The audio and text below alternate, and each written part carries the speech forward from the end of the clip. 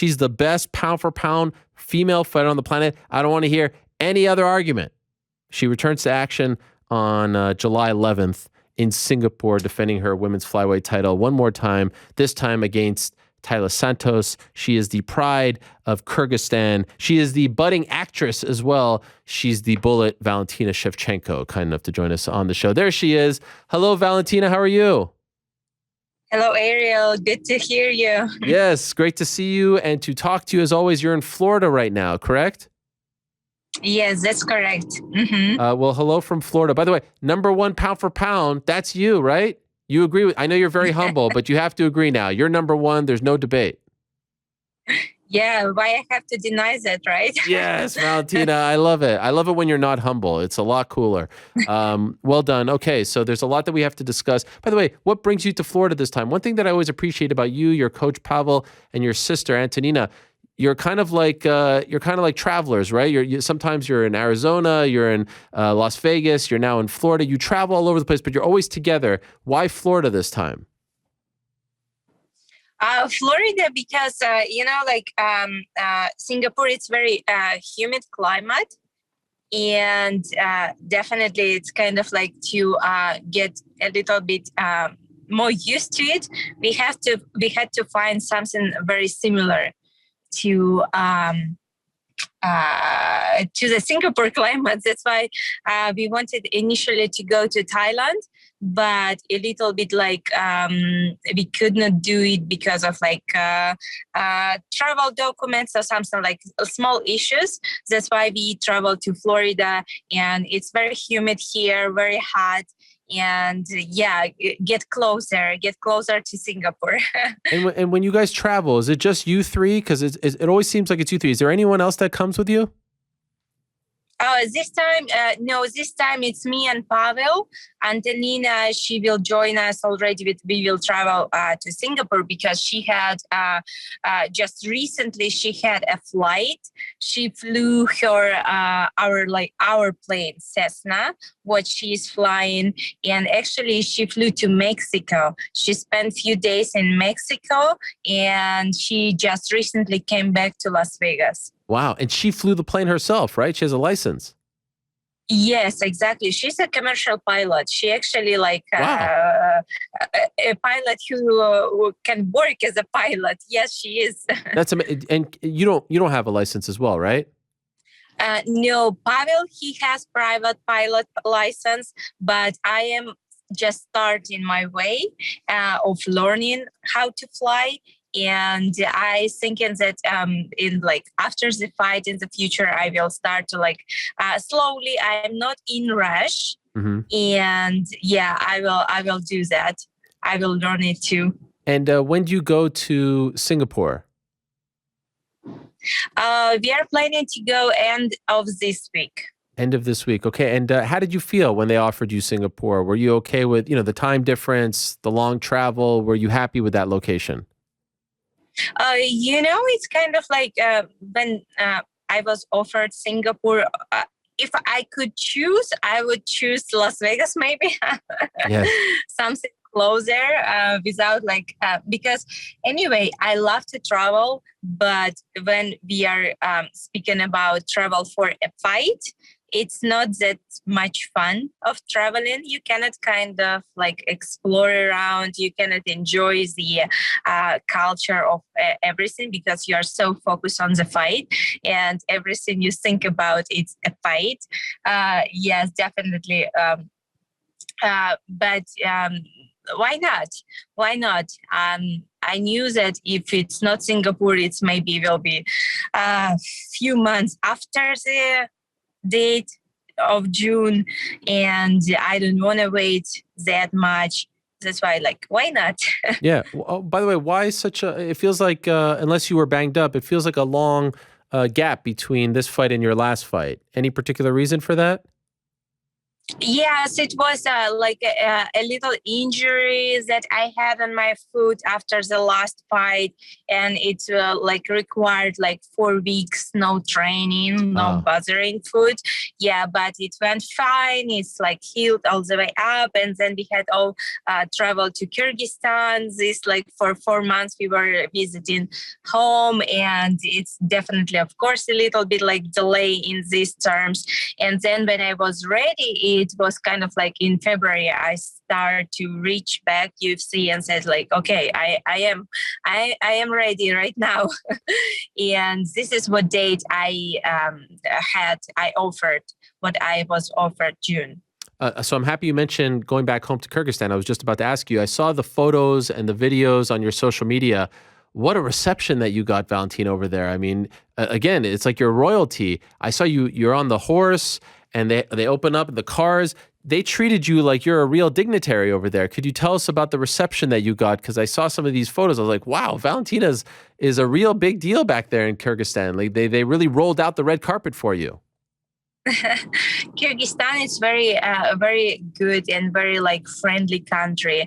It's like every time the hospitality, it's number one. How they receive everyone.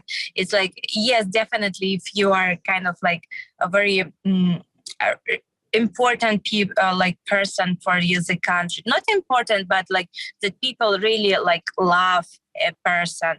It's kind of like reflecting on how they treat you. But anyway, everyone who would come to Kyrgyzstan, they would receive a huge like hospitality in there. And people, they are very kind, very nice people, and they are very open. And definitely their horse culture, nomad culture, it was every time. That's why in Kyrgyzstan, it's kind of like even like children 6 7 years old, they're already riding horses. And we have national game, Kyrgyz game. It says it's named Kokboru. It's where two teams, they are on horses, and they are playing um, against each other. And it's like very powerful, very strong, very to have very like strong character. And it's amazing. I was enjoying very much visiting my home country.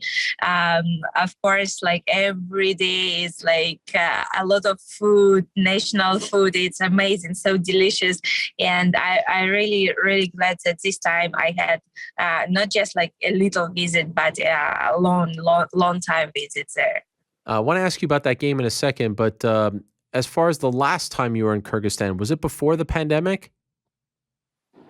Yes, last time before it was 2019, Right. and this time 2022. It's kind of like before and after. Yeah. So did you feel a different feeling, a different reception? Like now you've become a lot more successful. You're a lot more famous. You're in a movie with Halle Berry, for goodness sake. Like, did you feel like people were treating you a little bit different because it's been 3 years since you were there?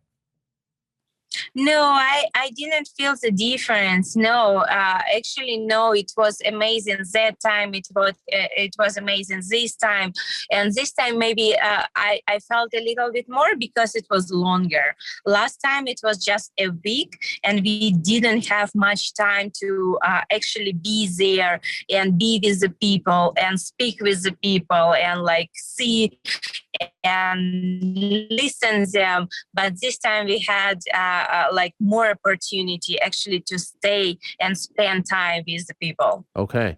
Now, this game that you mentioned, where everyone's on the horse, I also saw that you guys are holding up it kind of looks like it's like a dead animal, but then I saw that maybe it's like a stuffed animal. It's all stitched up. What is this game, and what is that thing that you guys are holding? I saw the photos, and it looks like almost like a, I don't know, like this long like otter or something. Yeah. What is that thing? Yes, it's exactly what you like. originally in the like old times when it was when this game was played, it was like dead animal of a sheep body, and they was like two teams was playing with the sheep. But after like the winner team, they took meat and they actually cooked it. And after the game, it was a feast because the meat, when it's like when it's kind of like a lot of like beat up, it's like make it more softer, nicer, and that's why it's like more tastier. But in the modern days, they use leather bag in the shape of an animal, stitches like all over, and actually it can weigh for about, I would tell you, about 70-80 pounds. Wow. So it's not that light thing. And actually, when a rider on a horse, he has to lean down, like go all the way to the floor, take it from the floor, and carry it to the other end of the field where he has to throw it. So that's why I'm saying it's required a lot of physical power, a lot of strength, and it's amazing to see how horses are playing, because even horses, they are playing to like each other, and you see that they understand the rules, what they have to do, and they playing against other horses, like pushing with the bottom or like doing like whatever to help to the rider. And it's amazing. It's kind of a like full team between man, between his horse, and full understanding to each other. And you play this as well? No, I didn't play. No, I didn't play it. But yes, I ride a lot horses because it's kind of like national culture, and I really love to spend like time horses, nature. It's exactly one of my favorite things to be. Do they televise that on TV? Like, is it that popular where you can watch it on TV? That sport? Oh, yes. Wow. Yes, definitely. And, actually, after we already came back to United States, I saw on Instagram, there was a team from United States, and they traveled to Kyrgyzstan. And I posted like a few posts on my Instagram page. So they had different competition, like Kyrgyzstan against United States. And it was kind of like not just a competition, but it's a cultural events, and they stay for 1 week there, had several games, had reception, had like dinners, like meeting, cultural, like knowing each other, and it was amazing. I saw like cowboys in the hats and Kyrgyzstan people with their like national traditional clothing. It was very interesting to watch. It was very nice. Now, we haven't talked in a while, so forgive me for asking. And I haven't seen a lot of media. I know you did the conference call a couple of weeks ago. Were you as shocked as everyone else was when Juliana Pena, someone that you know very well, beat Amanda Nunes back in December? Did that shock you, that result? I was not shocked. And of course it was surprising, but the other thing, I didn't see Amanda kind of like in the same fight shape as she used to be in the fight. For example, when we fought together, she was completely like different eyes, different I don't know, everything. But on the Juliana's fight, she was kind of like a little bit more relaxed. I don't know how she prepared for this fight, but she looked differently. That's why I was like, I suspect something like it can be something, but yeah, it's torn up completely, like destroyed. When you watch something like that, because she was so dominant for so long, is it almost like a lesson for you as well, that if you take your foot off the gas a little bit, it doesn't matter if someone is at your level or not, anyone could lose on any given day? Oh no, this is a completely like doesn't have to do nothing with me, because I know exactly that for being like dominant and like very powerful, you have to be very careful, respectful, and prepared to the fight in this hunger mode. When you are very like really want to fight, you don't want to give up just because, no, just because you doesn't feel that you are kind of like in a mood for a fight today. So this is I'm trying to avoid in my like career, in my preparation, in everything. That's why what happened with them, it's happened with them because they had like very weak mind, like game mind, like set up. And it's nothing that I have to worry about. I have to worry about exactly what I have in my mind in this moment. This is the most important for me. And what happened with them, it's like whatever. Right. Maybe a good sort of byproduct of what happened was maybe less people asking you about fighting her for a third time, right? Now that she lost, it takes those questions away a little bit, right? I think it's just on a standby before July. This is where they will have rematch, right? Yeah. So if she wins, you think those questions come back? I think so, because it's inevitable. Or if not, it will be Juliana Pena. Why not? Right. Would you be open to that?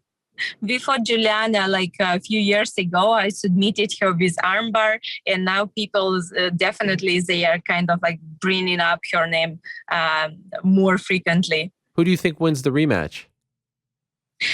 Depends what like mental shape they're gonna be. I would say on Juliana Pena, it's from one side, she's now champion, a lot more attention. She's receiving like all this attention, and she wanna be showed up, and that's why it can affect her mental preparation. But in the same time, Amanda, we don't know what is going her, like maybe family, maybe whatever. So it also can be like point of her what preparation she will have. So it all depends. But I would say if they both gonna be like very ready for the fight, wanna win the fight, I would say Amanda will take the rematch. If Juliana wins, maybe even if Amanda wins, is there a chance your next fight is at 35 for that title? I think so. There is also always a chance. And definitely the bigger fight, the better, right? Right, and I know there's always a chance, but like, does it feel like it's more reality that, especially considering the fact that you've beaten so many of the top, contenders at 125 pounds after Tyla, there isn't a lot of people there. Are you still with us, Valentina? Maybe she got a call. Oh, she's back. Yeah, there you are. Hello? Yes. Yes, I'm here. No problem. Maybe you got a call. You see me? You hear me? Oh, it's something happened with my. We see your name. Oh, no, I think she logged off there. We'll get it back. All right. Just as I was building up to the. It seems like in the past she has been less receptive to that 135 move, but now it feels as though she's opening up to it. And she said, "There's always a chance." I respect that. I get that. However, it does feel like if you look at the. She there? Did I just hear something? Oh, there she is. Hello. Yeah. All right. I'm back. So you were saying there's always a chance, and I get that, but does it feel like it's even greater, that chance, especially if you get by Thailand? I know you want to respect her and don't look past her because there's really not that many people at 125 at the moment, and because you have the history with Juliana and Amanda, that the next one is 35. You think it's a greater chance than usual? Yes, I think by the end of the year, it's gonna be a good fight. But also, like, we have to see Misha Tate is coming to 125. Yes, it's in July, so it's like many things can happen, many things can change, right? So yeah, I think it's possible. Wow. It's very, very, very possible. Wow, I haven't heard you this so like almost confident about it happening. In the past, it's been like, oh, maybe this. Very, very possible. If you go up to 35, do you think you go back down? Would you want to go up and down? If you win that belt as well, would you want to be one of these double champs that defends both, or would you drop one of the belts? I take like one step at a time. Okay. I do first move, and then I think what's next plan I gonna do. Wow. Okay. By the way, could I ask you about the Rose Carla fight? Did you see that fight?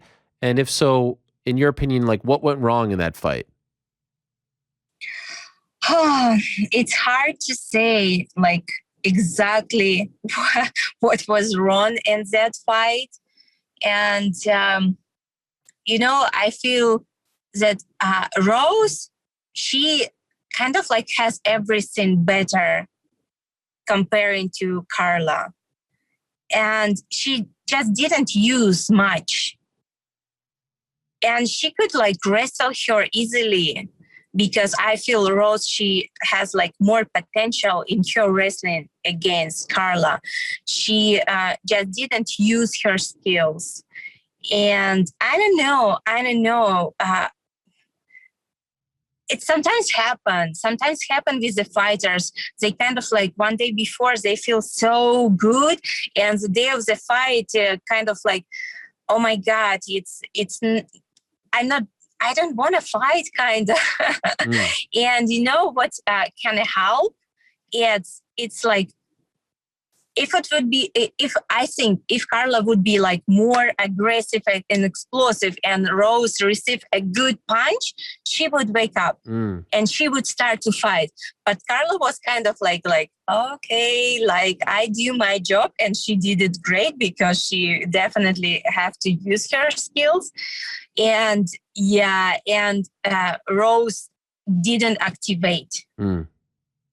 But I feel like if she would be like active and activating in that moment, I don't know, maybe it's hard to say what had.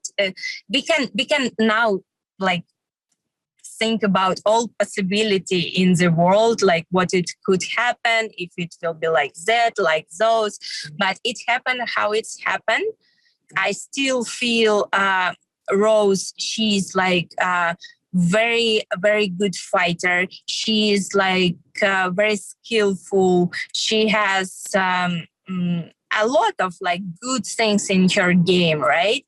It was just the night when she was not herself. And this is what I feel. Has that ever happened to you where you woke up and you didn't feel like, I feel like that's never really happened to you, at least not from our vantage point, where you just kind of feel off?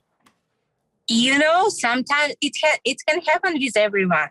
But, I every time rely I every time rely on my corners, because if sometimes it happened, they would not just like say, okay, Valentina, okay, just do that. No, Pavel, Antonina, they will yell at me and say what they think about me, what I'm doing. And it's like, are you crazy? They would, sometimes it's necessary. And I feel with all these micros, what like corners have there, they put extra pressure on them to say everything too much polite. But sometimes fighters don't need this much polite. They need just an extra push, extra boom, just like to wake up, just to have this like a sip of adrenaline or something like that, right? But yes, sometimes when it happened and you kind of like feel, okay, it's nothing happened, I feel comfortable, it's a comfort zone, we just like hanging around and I'm not tiring. But then you start to think, if I would continue to fight like that, I will lose my belt. I will lose the fight. Do I agree with that and continue do nothing just to be comfortable. No. And this is what pushed me every time. Like, go, don't stand there, go and fight. You know, I've never really asked you this, and I'm going to let you go in a minute. Thank you so much for the time. I'm sorry that you're sitting in your car. You must be very hot over there in Florida. But has part of your success been, Valentina, that, you know, at least from the outside, you know, you're talking about Amanda and she has a family now. With you, it always feels like it's about business, fighting. You know, you have your coach, Pavel, you have your sister, but we never see, and I don't say this in a negative way, distractions around you. We never see, you know, family, you don't have your significant other in the corner. You don't have children that we know of. It's right now, it's all about your fighting. It's all about your career. And that's the best thing for you. Has that been part of the secret to your success? Maybe yes. You know, I was happy to figure it out that all these other things, it's gonna just distract from my goal. And I discovered it like pretty early. And from that moment, I said like, I was thinking like, what do I want? What I really want? And I knew that what I want, it's like be fighter. And do in my career as much as I can. Just do what I like to do. And I just get rid from all distractions for now. Yeah. I know it's going to be, it's not going to be forever. It's not going to be like till the end of the day. There going to be a moment when I will have to switch. But it's not right now. And I know exactly if I want to keep successful, I just want to continue the same lifestyle what I have.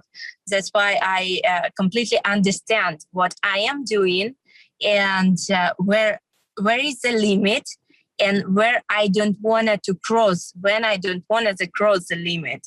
And this why probably, yes, this is one of the part that keep my mind in the calm position and very focused for the fight. I would agree. I'm agree with you. Yes. Number one pound for pound, right? You agree with that as well? Completely. Valentina, you're the best. Thank you so much. Safe travels to Singapore. Good luck over there. It's always a pleasure to have you on. Always an honor. Appreciate it very much. Good luck to you. Thank you, Ariel. Thank you. Have a great day. You too. Bye. All right. There she is, Valentina Shevchenko.